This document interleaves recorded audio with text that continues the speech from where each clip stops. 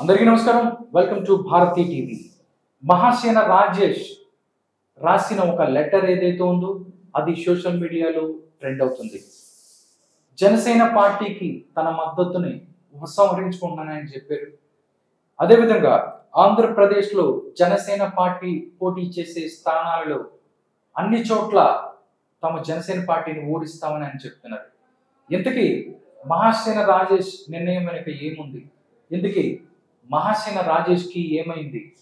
మహాసేన రాజేష్ ఇలా ప్రవర్తించడానికి గల కారణాలు ఏంటి? దీని మీద విశ్లేషణ పాల్గొంటున్నారు దుర్గా ప్రసాద్ మాస్టర్ గారు. మాస్టర్ గారితో మాట్లాడదాం. నమస్కారం అండి. నమస్కారం. మహాసేన రాజేష్ ఎందుకు ఇలా అనేది చాలా మందికి అర్థం కావట్లేదు సార్. ఎందుకంటే ఆయన్ని ఒక్కసారి ఎమ్మెల్యే సీటు ప్రకటించిన దగ్గర నుంచి అందరం చాలా ఆనందపడ్డాం, నిజంగా హ్యాపీగా ఫీల్ అయ్యాం. బట్ ఒకేసారి ఇలా యూటర్న్ తీసుకుంటాం కారణం ఏమై ఉంటది అని చెప్పి అందరూ మాట్లాడుకున్న పరిస్థితి. ఏం చెప్తారు సార్? అసలు మహాసేన రాజేష్ గురించి చెప్పాలంటే ఆయన ఒక వాగ్దాటి, ఆయన వీడియో మేకింగు, అది ఆయన చెప్పే ఎక్స్ప్లెనేషను చాలా ఇంట్రెస్టింగ్గా ఉంటుందండి. నేనైతే ఆయన అభిమానిని. మహాసేన రాజేష్కి ఆయన సీటు వచ్చిందనగానే పీ గన్నవరం సీటు వచ్చింది అనగానే చాలా సంతోషించానండి.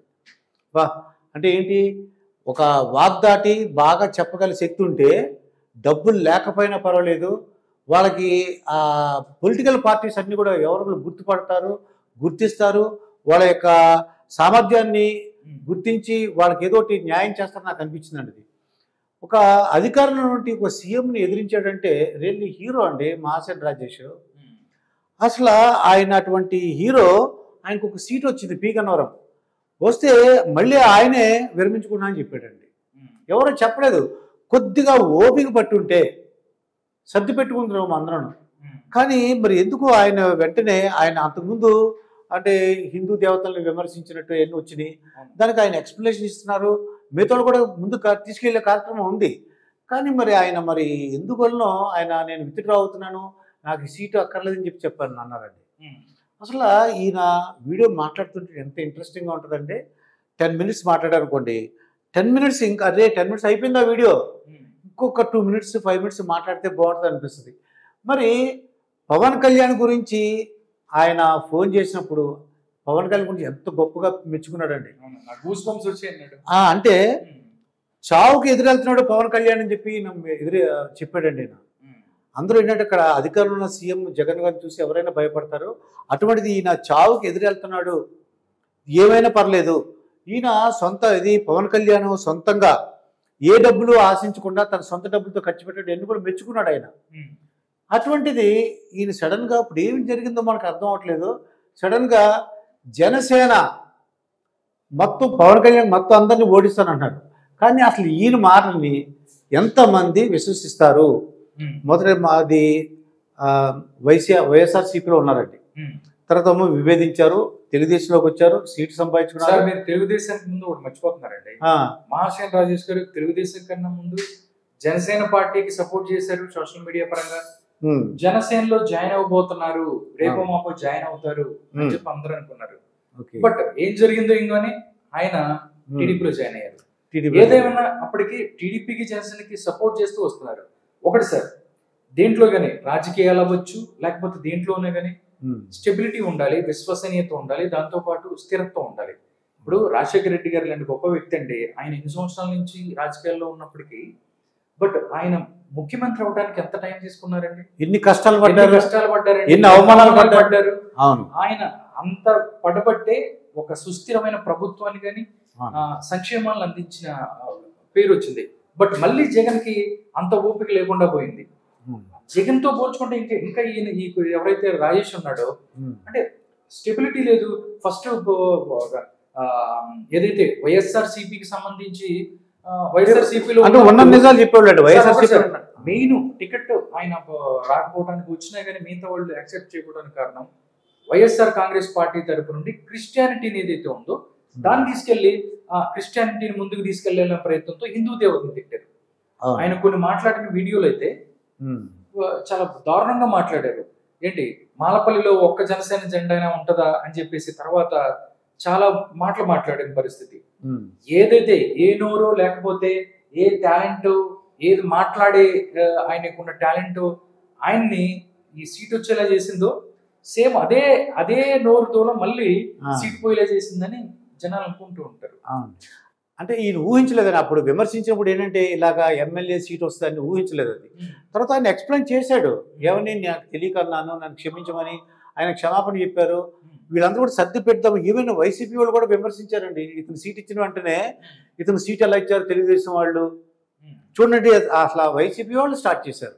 ఇక చూడండి ఏం మాట్లాడాడు. వైసీపీ సోషల్ మీడియా కానీ వైసీపీ మీడియా కానీ ఈయన మాట్లాడిన మాటల మొత్తాన్ని వాళ్ళు ట్రెండ్ చేసేది వైసీపీ. ఇప్పుడు చూస్తే ఆయన లెటర్ చూడండి, లెటర్ ఒకసారి మీరు చూసుకున్నట్టయితే నేను ఒకసారి లెటర్ చూపిస్తాను సార్. అసలు కులం మతం పేరుతో అమాయకులపై దాడి చేసిన ఎవరినైనా వ్యతిరేకిస్తాను ఎవరు చేశారు? అందరూ ఎలక్షన్స్ లో ఉన్నారు కదా, ఎవరికి వాళ్ళు. లెటర్ ఒకసారి పవన్ కళ్యాణ్ గారికి మా మద్దతు ఉపసంహరించుకుంటున్నాం, పవన్ కళ్యాణ్ గారితో పోలిస్తే మా వర్గాలకు జగన్ గారే బెటర్ అనిపిస్తుంది. ఏ రకంగా బెటర్ అనిపిస్తుంది అనేది ఆయన చెప్పాలి. ఏ రకంగా కాదండి, పవన్ కళ్యాణ్ కోట్లు లక్షలు వదిలిపెట్టి ప్రజల కోసం ప్రజా జీవితంలోకి వచ్చారు. జగన్మోహన్ రెడ్డి గారు చూస్తే ఆయన మీద కేసులు ఉన్నాయి, ఎన్ని డబ్బులు కొలగొట్టారు, నువ్వే మాట్లాడావు, నువ్వు ఎన్ని కోట్లు తీసుకున్నావు అని చెప్పి ఆయన మాట్లాడిన పరిస్థితి. దాంతో పాటు ఎలా జగన్ గారు బెటర్ అనిపిస్తుంది అనేది మహాసేన రాజేష్ గారు చెప్పాల్సిన పరిస్థితి. ఇంకోటి సార్, వీళ్ళందరికన్నా చంద్రబాబు గారు చాలా బెటర్. కులం మతం పేరుతో అమాయకులపై దాడి చేసే వాళ్ళు ఎవరైనా సరే వారికి వ్యతిరేకంగా పోరాడమని అంబేద్కర్ గారు చెప్పారు. కరెక్టే సార్. రాధాకృష్ణ గారు, కులం మతం పేరుతో అమాయకులపై దాడి జరిగితే ఏ పార్టీ వారైనా స్పందిస్తారు. కాదండి, పోలీసు వ్యవస్థ ఏం చేస్తుంది, లేకపోతే డైరెక్ట్ గా మహాసేన రాజేష్ ఒక్కడే స్పందించాల్సిన పోలీసు ఉంది, లేకపోతే చట్ట ప్రకారం చర్యలు తీసుకుంటారు కదా. అసలు ఇప్పుడు జరిగింది ఏంటంటే ఆయనే చెప్పాలి. పవన్ కళ్యాణ్ గారి వల్ల జరిగే అనర్థాలు ప్రజలకు తెలియజేస్తాం, డెఫినెట్లీ చేయాలి. పవన్ కళ్యాణ్ చేస్తే చేయాలి, ఏది ఉద్దానం మంచి చెవు లేకపోతే ఏంటి ఇవన్నీ అవన్నీ కూడా చేయాలి, ప్రజలకు తెలియజేయాలి. ఇప్పటికే చాలా సహించాం, జనసేన పోటీ చేసే అన్ని స్థానాల్లోనూ ఓడించడానికి రాజ్యాంగబద్ధంగా పనిచేస్తాం. అంటే అసలు మహాసేన రాజేష్ క్రెడిబిలిటీ ఏంటంటే, ఇప్పుడు దళితులు ఎవరైతే ఉన్నారో దళితులందరూ పేటెంట్ ఏమన్నా మహాసేన రాజేష్ అని చెప్తే ఏం చెప్తారు? అంటే ఎలా సాధ్యమవుతుంది? ఈ రోజుల్లో అండి సోషల్ మీడియా వచ్చింది, ఒకరు చెప్తే ఒకరు చెప్పే మాట వినేది లేదండి. ఈ మహాసేన రాజేష్ చెప్పినంత మాత్రాన మొత్తం అందరూ కూడా ఆయన చెప్పిన మాట వింటారని ఎవరు కూడా అనుకోవాల్సిన అవసరం లేదండి. ఇప్పుడు ఆల్రెడీ డిసైడ్ అయిపోయారండి ఈ రాష్ట్రంలో ఏ పార్టీ రావాలి, ఎవరు ఇబ్బంది పడుతున్నారు, ఇవన్నీ ఈయన ఎక్స్ప్లెయిన్ చేశారు. అటువంటి పరిస్థితుల్లో మంచి మోడీ గారు వచ్చారు. ఒక విచిత్రమైన పరిస్థితి అంటే ఏంటి, అసలు ఈ మూడు పార్టీలు కలుస్తాయా, ఏదైనా బీజేపీ జనసేన టీడీపీ కలుస్తాయా, ఇదెలా సాధ్యం అని అనుకున్నది ఆయన కలిపి చూపించాడు పవన్ కళ్యాణ్. అది నిజంగా విచిత్రమే కదా. అది నేను కూడా అనుకున్నాను, హైలీ ఇంపాసిబుల్, ఈయన ఏదో కళ్ళగంటున్నాడు అనుకున్నాను. అయితే మరి ఈయన పవన్ కళ్యాణ్ కాకుండా అందరూ జన సైనికుల్ని ఓడిస్తా అంటే అభ్యర్థులు అది అవుతుందా లేదా అన్నది ప్రజలందరూ నిర్ణయిస్తారు. ఎవరైనా సరే మహాసేన రాజేష్ మంచి చెప్తే వింటారు, కానీ ఆయన చెప్పిన ప్రతి విషయాన్ని నేను వినడానికి నేను అనుకుంటున్నాను.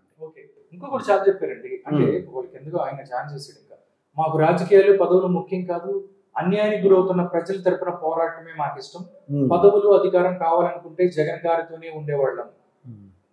మారిపోయిందండి. జగన్ గారు పైన ఉన్న నాయకుల్లో నిలకడ లేనప్పుడు మేము కూడా నిలకడగా ఉండలేము. ఇప్పుడు ఎవరు నిలకడగా లేదు అనేది డైరెక్ట్ గా ఇలా డొంక తిరిగి కాకుండా డైరెక్ట్ గా ఒక వీడియో పెడితే బాగుంటది. మహాసేన రాజేష్ గారు వీళ్ళు పవన్ కళ్యాణ్ ఇలా చేశాడు కాబట్టి నేను ఇలా అంటున్నాను అని చెప్తే బాగుంటది, లేదా చంద్రబాబు నాయుడు ఇలా చేస్తే బాగుంటది. కానీ చాలా మంది సరే ఇతని గురించి తెలిసిన వాళ్ళు చాలా మంది కూడా మాట్లాడుకుంటారు పరిస్థితి.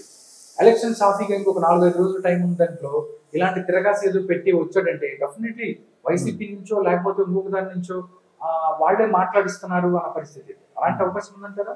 యాక్చువల్గా ఇది ఏంటంటే ఈయన మాటలు నమ్మి ఎంతో మంది తెలుగుదేశం అలాగే జనసేన పార్టీకి మారిపోయిన ఉన్నారండి.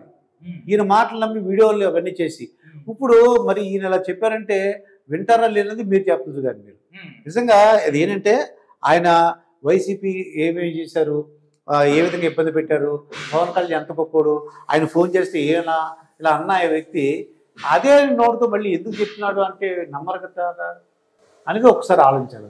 ఓకే, ఈయన ఎందుకు ఇలా చెప్తున్నాడు సార్? ఒకటి సార్, రాజకీయాల్లో వచ్చు మిగతా స్వలాభాలు ఇవన్నీ ఉండకూడదు.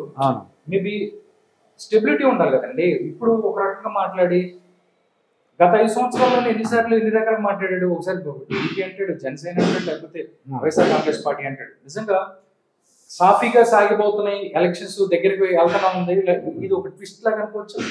మొత్తం స్టేట్ అంతా కూడా ఎవరు గెలవబోతున్నారు, ఎవరు క్లీన్ స్వీప్ చేయబోతున్నారు. మొన్న మనకి ఈ ఎంప్లాయీస్ జరిగింది కదండి, ఎంప్లాయీస్ పోస్టల్ బ్యాలెట్లో తెలిసిపోయింది. అది అంత ఉత్సాహంగా ఎందుకు ముందుకు వచ్చారు, రికార్డ్ బ్రేక్ ఎందుకు చేశారు, ప్రజలు ఎలా అనుకుంటున్నారు, ఇవన్నీ కూడా తెలుస్తున్నాయండి. దీన్ని బట్టి మరి మహాసేన రాజేష్ గారు ఇప్పటికైనా మారి ఆయన మళ్ళీ ఒకసారి తన మనసును మార్చుకుని పవన్ కళ్యాణ్ గారికి, తెలుగుదేశం, బీజేపీకి సపోర్ట్ చేయాలని వాళ్ళ అభిమానులందరూ కూడా కోరుకుంటున్నారండి. ఓకే, చూద్దాం సార్. ఇది ఈరోజు ఒక చిన్న tweet what ever it is, చిన్న లెటర్ అనుకోవచ్చు. ఇది వాళ్ళు మాట్లాడుకొని ముందుకు వెళ్తారా, లేకపోతే ఇది దాని తర్వాత 5 రోజుల్లో జరిగిపోతున్న ఎలక్షన్ కి సంబంధించి ఏదైతే ప్రజలు ఉన్నారో వాళ్ళందరూ కూడా గమనిస్తున్న పరిస్థితి. మహాసేన రాజేష్ పిలుపు అందుకొని వాళ్ళు ఏ విధంగా రియాక్ట్ అవుతారు, ఏ విధంగా ముందుకు వెళ్తారు అనేది చూడాల్సింది.